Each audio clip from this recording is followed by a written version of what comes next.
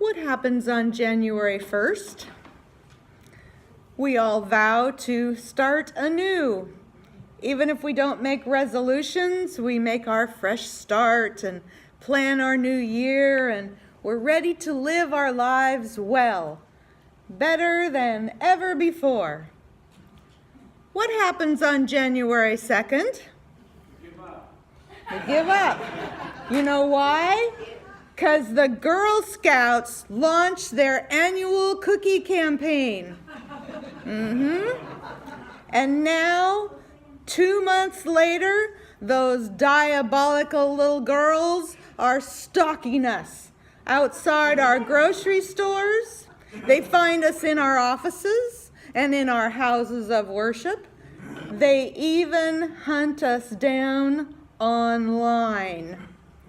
Those girls and their cookies are everywhere. And they're scheming, and they're overreaching, and they work past our best defenses. Last year, a group of Girl Scouts set up shop outside a marijuana dispensary in San Diego. There they sold over 300 boxes of cookies in just 6 hours. Pretty smart.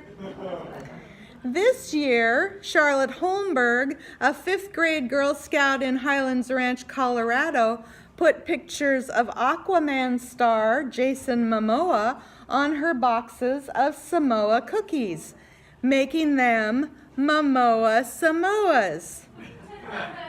Reactions have been quite favorable.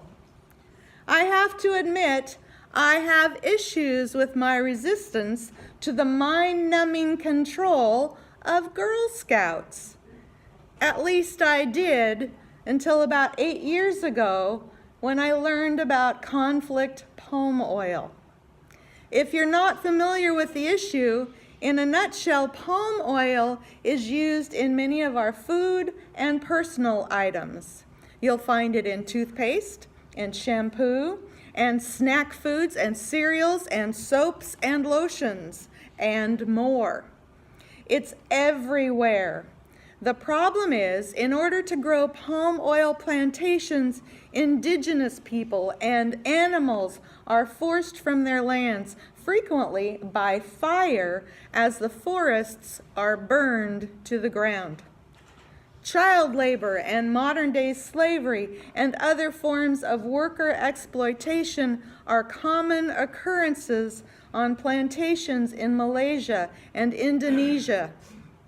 Iconic species like the Sumatran orangutan, tiger, elephant, and rhinoceros are being driven to the brink of extinction.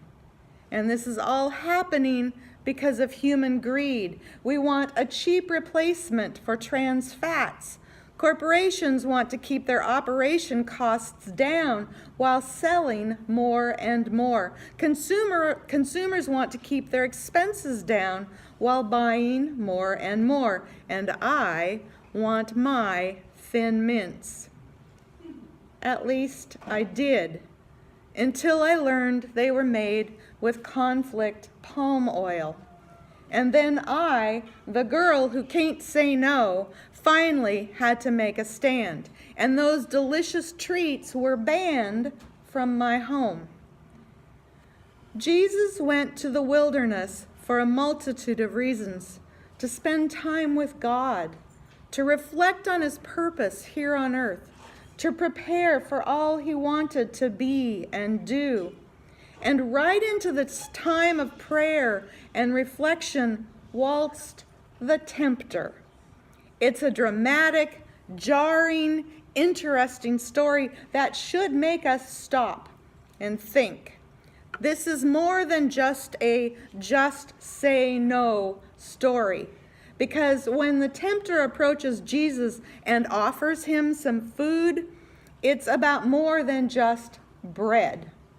When Jesus says no thanks to the bread, he's not just declining daily sustenance. Jesus is referring back to ancient scriptures and the Israelites in the desert. He's reminding himself and the tempter that he, Jesus, is choosing connection to God. He's choosing to let God provide his sustenance, both physical and spiritual. And he's choosing connection to all of creation.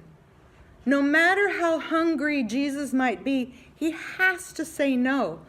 To choose this easy out would be to sever those sacred ties. Now, about the same time that I made my discovery about palm oil and Girl Scout cookies, 2 Girl Scouts from Ann Arbor, Michigan were on a similar journey. When Rhiannon Tomtashin and Madison Verva were in 6th grade working on a merit badge for the environment, they learned about conflict palm oil. The next year, when they were in 7th grade, they began their cookie selling season, and they realized that's exactly what was in the cookies they were selling. As you may remember from the news, Rhiannon and Madison challenged the entire Girl Scout organization to either change their recipes and eliminate palm oil or source the palm oil more responsibly. Imagine being 12 years old and standing up to an organization as old, as established, and as well respected as the Girl Scouts. But they did, and things began to change. The Girl Scouts in the UK responded immediately, eliminating the conflict palm oil. Things did not go as well in the United States. Last year, when Rhiannon was a senior at Stanford University, she admitted that the change wasn't as drastic as she had hoped it would be. Nevertheless, she remains optimistic, explaining that by reaching out to Kellogg's, one of the makers of Girl Scout cookies, and getting them to change their policy about palm oil, it helped set the tone for the entire food industry. After that, food companies like Hershey's got on board. Now, almost every food company in the U.S. has some sort of palm oil policy. As Rhiannon says, they're not perfect, but it's a step in the right direction. Now, I will tell you, I've read a lot of the policies written by those food companies, and they are phrased very carefully. They are written to protect the company, not to protect Mother Earth or the creatures who live therein. I know this. Even so, when a friend of mine recently mentioned that her daughter needed to sell a bunch of boxes of Girl Scout cookies in order to meet her goal, I immediately looked up the Girl Scout policy about palm oil. And even though it basically just says they're trying to be sustainable, and even though my mother taught me as a youngster that I can make donations to organizations without buying any products, I still bought oodles of boxes. Jesus was in that wilderness for 40 days and 40 nights. His resistance was low.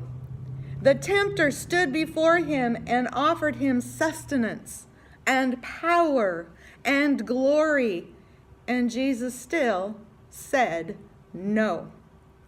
If the tempter had waved a box of Thin Mints in front of his face, I don't know what Jesus would have done, but I'm suspecting that had he known that corporations are greedily destroying God's good earth and countless species of animals and displacing indigenous peoples, Jesus still would have said no to sustenance, to power, to glory, to Thin Mints.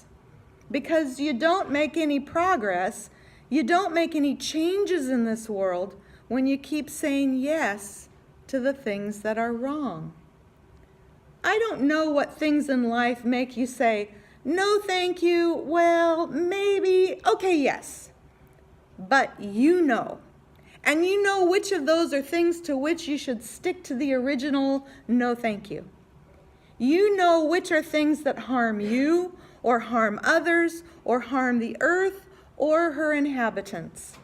We're all learning about greed and how it impacts our lives and the lives of the world around us. With that in mind, we turn our minds and our hearts to Lent. We think of the changes we can make during this 40-day journey. Maybe giving up the use of single-use plastic, or not eating meat, or going completely vegan, or refraining from buying anything other than our food staples, or doing a Facebook fast, or a complete internet fast. It's not about impressing your friends with your willpower. It's about your personal time of reflection, reconnecting with God, with what's essential in life, with what's real, what's wholesome and healthy for ourselves and for God's people and God's planet. And when the way seems difficult, think of this. In the 1700s, Marie Durand was imprisoned in France in the Tower of Constance for 38 years for practicing her faith. During her long imprisonment, she used her finger to carve the word resiste into a stone block.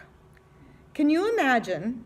It takes a long time to carve stone with your finger. That is Lent.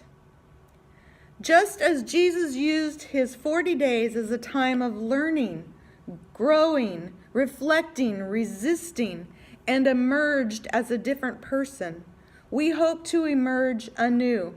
In order to do so, we must use these 40 days of learning, growing, reflecting, and resisting. And when we are done, we may choose to indulge ourselves.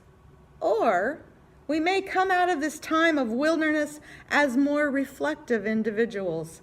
As did Jesus when he emerged from the wilderness, we may be more prepared to face our ministries, more prepared as children of God to tend to God's people and God's good earth. We may find that if we can live without something for 40 days, we may be able to live without it even longer, or at least trim our consumption significantly. We may find that we can resource it more responsibly. We may find ourselves to be a different people, an Easter people, ready to walk with Jesus in a whole new way. Amen.